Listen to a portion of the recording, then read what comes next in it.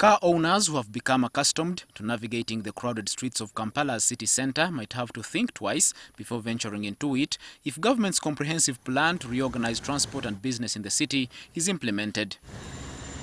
KCCA is considering several options for dealing with traffic congestion after a research conducted with the support of UN Habitat showed that commuters lose 24,000 man-hours every day in traffic jams. The report also revealed that £500 million shillings worth of fuel is lost daily due to traffic gridlock. We are gazetting additional parking areas outside the border free zone areas. And these buses, we want it to be as comfortable as possible, where private people can be able to park their cars at the outskirts and jump into the mass transport to come to the city. The second issue we are considering are proposals which has worked in other countries of having congestion fees for those who want to enter within the central business district. No timelines were given for the plans. Kampala Minister Betty Amongi and Transport Minister General Katumba Wamala revealed that a consultant has already developed tender documents for the procurement of buses. What the authority is trying to do is to make it difficult for you and I to drive private cars in the center of the city and create space for high passenger volume buses.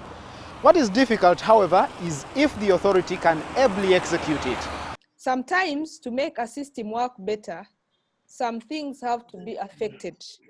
For example, if we would like to see pedestrians safe, we might make a zone car-free if it has a high pedestrian population. The future should be that KCCA, or Government of Uganda, needs a plan towards the future.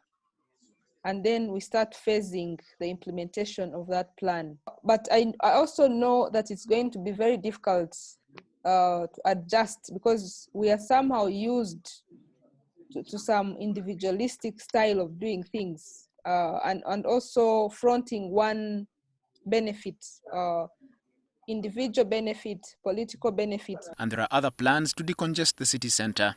We have a plan which has been passed by Cabinet. It's called the Greater Kampala Metropolitan Economic Strategy Plan, which is supposed to have offices and other zoning of activities in the outskirts of Kampala, so that most of the people who come to the city are able to comfortably execute their activities outside the central business district. So the ministers also extended the implementation of border free zone in the city centre to the 1st of November. From that date, the minister said, borders will operate outside the CBD, and those who use motorcycles to ferry cargo in the city centre will have to look for other options. It's not a question that where there's no border, people don't carry anything. That should not be a reason for us to have a disorganized city. Although privately owned motorcycles for non-commercial use will be given special permits, it won't be long before the Kampala city centre is devoid of borders, which are a vital means of transport for some and a headache for others. Edward Muhumza, NTV.